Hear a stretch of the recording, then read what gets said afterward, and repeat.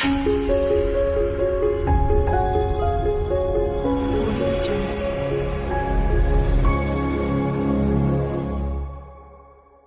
환영하고요. 자, 여기 이제 제 타이틀을 이렇게 적어놨어요. 1인 은행에 비해서 여러분들이 직접 투자한다. 자, 여러분들은 지금 이제 스스로 최면을 걸으셔야 돼요. 내가 오늘 1인 은행을 설립을 한다. 무조건. 여러분들이 은행 하나를 설립을 하려면은 1,000억에서 3,000억 정도가 있어야 돼요. 자기 자본이.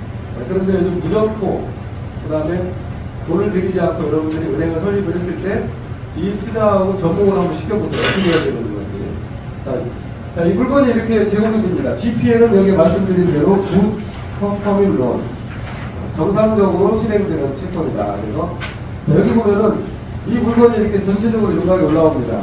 그러면 여러분들은 이 물건을 먼저 보실 줄 아셔야 돼요. 이거 불러왔는데 이제 어떻게 되는 건지 보면은, 자, 여러분들이 첫 번째 주의할 점이 하나 이거예요. 자, KBC에는 매주 금요일마다 가격 변동이 있다. 떨어지면 떨어진 가격으로, 오르면 오른 가격으로. 지금은 여러분들이 주의하실 점이 있어요. 어떤 걸 주의하냐면, 매매가액이 1억 9,500인 경우가 있어요. KBC. 원래 KBC가 1억 9천이면 1억 9,500이어야 되는 게 맞아요. 그런데 KBC보다 매매 가격이 떨어진 가격이 분명히 주변에 있습니다. 지금 아파트 가격이 하락하기 때문에. 자, 이 부분을 참고를 하셔야 되고, 또 하나는 GPL에 투자해서 뒤에서 다루겠지만은 안전성이에요. 안전성. 여러분이 투자하는 거는 첫째도 안전, 둘째도 안전, 셋째도 안전. 투자 전문가 워렌 버핏이 제1원칙도 원금을 잃지 않는다. 2원칙도 원금을 잃지 않는다. 3원칙도 원금을 지킨다. 여기도 안전성 했을 때는, 자, 여러분들이 이거는 아파트 담보대출의 2순위네. 2순위 4천만원. 자, 4천만원인데 여러분들이 기업은행에서는 1억을 대출하고 1억 2,120% 늦어서 설정을 해요. 왜냐하면 이 2천만원에 대해서는 연체이자라든지 경매비용, 법적 수속 착수 비용까지 포함되어 있는 거예요. 근데 여러분은 그 대신 150% 설정을 합니다. 자, 여러분들은 일반 대부업체에서는 130% 설정하는 데가 많아요. 그럼 여러분이 연체가 됐을 때 원금을 회수하고 싶다 이럴 때 NPL 법인에게 매각을 하게 되는데, NPL 법인에게 매각할 때 130%짜리는 사가질 않아요. 150%짜리만 하지. 그래서 여러분들이 자, 130% 설정하면은 5,200이잖아요. 근데 150% 설정하는 이유가 뭘까요, 여러분들이? 2년 동안 연체가 됐을 때 150% 설정할 때 여기서 130% 설정하면 5,200인데 150% 설정하면 6,000이면 800만 원이 날아가 버리는 거예요. 근데 여러분들은 은행도 120% 이상이니까 130%, 140% 설정해도 되는데 왜 120% 설정을 하냐면은 1순위이기 때문에 원금과 이자를 다 받을 수 있고, 또 설정 금액을 은행에서 부담을 해요. 요즘은 공정거래위원회에 제소를 했어요. 어느 채무자가 이자도 니네가 다 받아가면서 왜 설정 비용을 왜 우리한테 받아? 그래서 공정거래에서 합의를 내렸어요. 맞다, 은행에서 부담을 해라. 그 이후부터 은행에서 부담을 하는데 설정 금액이 많으면 많을수록 설정 비용이 커지기 때문에 설정을 120%밖에 안 하는 거예요. 자, 우리도 4천만 원 설정하고 6천만 원 설정을 했는데 이 설정 비용을 여러분이 내야 될까요? 아니면 채무자가 내야 될까요? 채권자가 내야 되는 게 맞아요? 채무자가 내야 되는 거예요? 채권자가 내야 되는 게 맞습니다. 근데 채무자가 내요.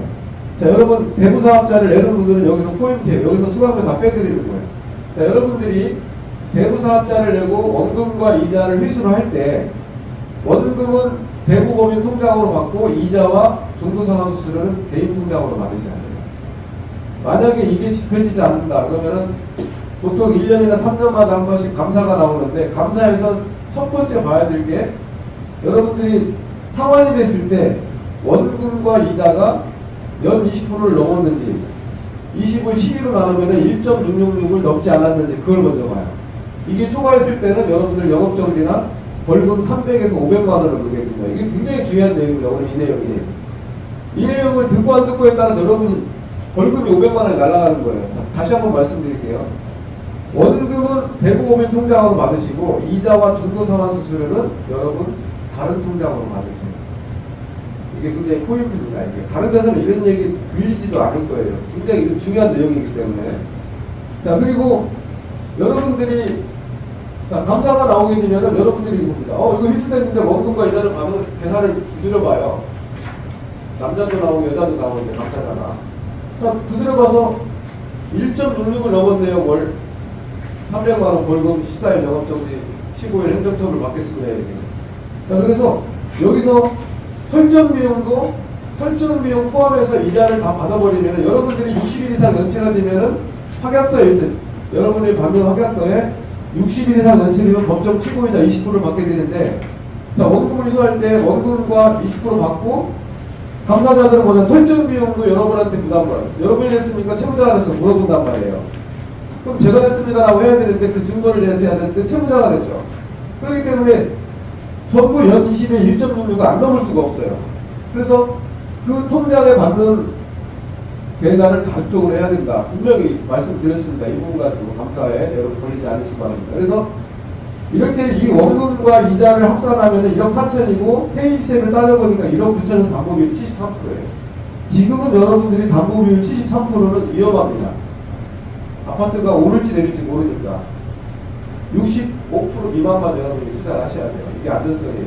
자, 그런데 자, GPL 투자의 안전성을 여러분에게 설명을 드려보면은, 자, 첫째는 안전성이 뭐냐면, 자, 기업은행에 여기 원리금 상환 중이라고 써 있어요. 자, 기업은행이 원금과 이자가 상환이 된다라는 거예요. 저도 지금 제가 살고 있는 아파트를 주택금융공사에서 대출을 받았는데 매달 원금이 87만 원씩 상환이 돼요. 그러면 10달이면 870만 원 상환이 되네요. 자, 이 기업은행이 매달 870만 원씩 10개월에 상환이 되면은 이 후순위가 안전하겠죠. 1순위가 원금이 상환되니까. 자, 첫 번째 안전성이에요. 선순위가 원리금 상환 중이다. 자, 이 얘기는 뭐냐면 우리나라 가계부채가 너무 많아요. 정부에서 방법을 생각한 게 은행에 지침을 하나 냈어요. 야, 대출을 해줬을 때 원금과 이자를 상환시켜라.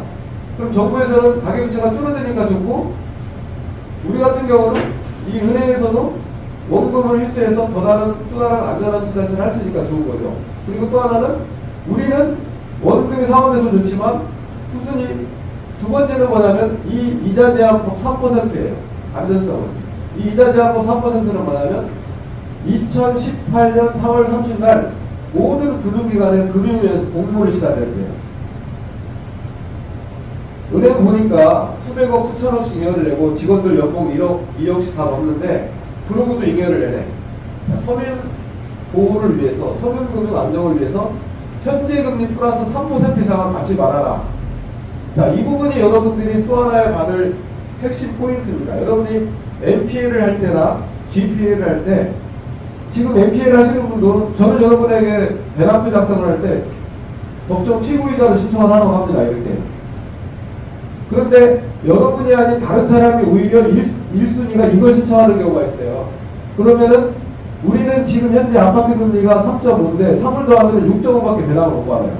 과거에 기업은행에서는 법정 최고이자 17%를 받았어요.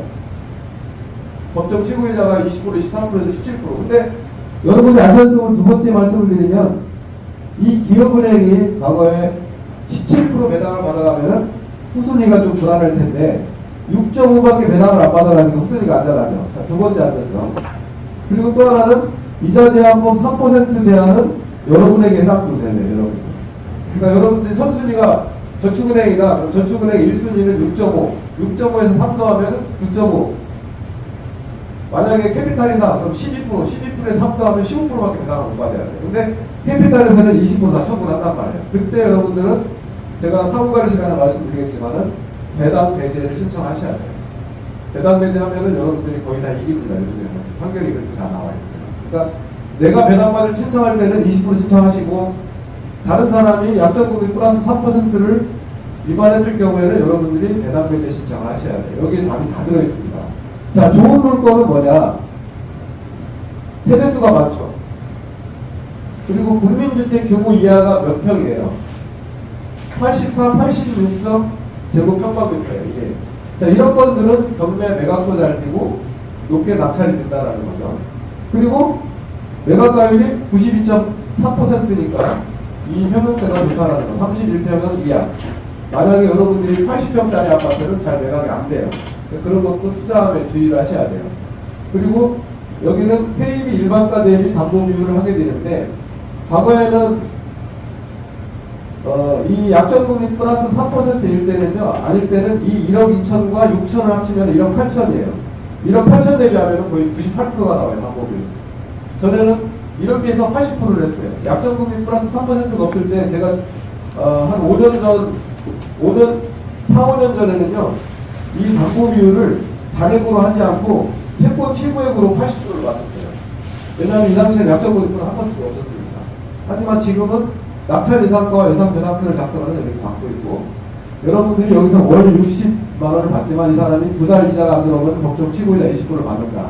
그래서 좋은 물건은 첫 번째 세대수, 첫 번째 담보 비율, 두 번째는 이 사람 직업. 자, 직업을 보면은 불직접을 운영하고 있고, 세컨 잡으로 250, 배우자도 직장 다닐 때 연금 5,500이다.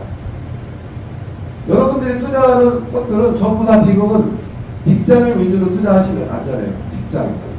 직장도 연금 5천만 원 이상. 부부가 다 소득이 있다면 더 안전하겠죠. 자, 그리고 여러분들이 첫 번째는 담보 비율, 두 번째는 이 사람 직업과 직장, 세 번째는 세대수, 네 번째는 층수, 15층 중에 7층 좋죠. 그 다음에 네 번째는 2년 이자 검증 대환 대출 신청자가 이렇게 써있어요. 2년 이자 검증. 그러니까 2년 동안 이자를 잘 냈다라는 거예요. 그래서 아파트 가격이 올랐으니까 좀 더 대출을 받고 싶어서 대환하는 경우가 있다. 이런 것도 좋은 거예요. 그리고 또 하나 여러분들이 참고하셔야 될 거는 이 전체적인 걸 보는 대신에 이제 오라역, 오덕역, 주변에 역세권이 있다라는 건 뭐예요? 아파트 가격이 떨어지지 않는다라는 거예요. 그리고 편의시설이 다 갖춰져 있다라는 거예요. 직주 근접한 이런 아파트. 그리고 이제 여러분들이 자, 내가 이 4천만 원 투자하겠습니다라고 저한테 직접 전화를 주거나 문자를 주시면은 저는 채무자한테 자, 등기권리증, 인감증명서, 대지증명서, 어천증명서, 세목별 과세증명서, 국세지방세 안납증명서, 지방세 세목 과세증명서, 전입수대라 확인서, 건강보험료 연금납부와서 그다음에 등본, 초고, 가족관계 증명을 떼오라 해요. 이 채무자가 발급해온 구비 서류를 보고 이상이 없을 경우에 이 서류를 받습니다. 나중에 이 들어오는 돈에 대해서 매달 한 달에 한 번씩 이자를 받으면 되고요. 이 들어오는 서류들이 설정후 등기부등본과 설정계약서가 설정계약을 접수시키면 등기관이 오늘 바로 처리하는 건 아니죠. 순서대로 처리하니까 한 일주일 정도 걸려요. 그래서 법무사님이 7일 정도 후에 이거를 설정후 등기부등본 설정계약서 받아서 이 원본 서류를 여러분에게 보내주면 됩니다. 이게 GPL 투자의 개요고 흐름입니다. 그러니까 여러분들이 하는 일은 없어요. 세상에 이런 쉬운 재테크는 없어요. 여러분들에게 밥상 다 놔주고 제가 반찬까지 놔주고 입에 식사를 넣어주는데 여러분이 뱉을 건지 씹어서 삼킬 건지는 여러분이 결정하시면 돼요. 여러분들이 채무자하고 자수할 때 가셔야 되는 게 맞지만 여러분들 바쁘시잖아요. 그래서 여러분의 채권자 이름에는 도장이 빠져 있어요. 그래서 여러분들이 채권수를 없는 집에 오면은 여러분 도장을 찍으시면 돼요. 그러니까 여러분들이 움직이는 건 아무것도 없다. 제가 채권심사하고 그 다음에 법무사님도 채권심사하고 등기하고 사무관리까지 다 해주고 자소는 제가 하기도 하고 법무사님도 하고 해요. 첫 번째는 심사하는 게 중요하고 두 번째는 이 본인이 자필 확인했는지 중요한 거는 본인 자필이 있느냐 없느냐가 중요해요. 본인이 자살했느냐. 그래서 이 채권 심사하는 데는 인감증명서는 항상 본인이 떼와야 되는 거고 전입세다 관련 중에서는 부주소, 신주소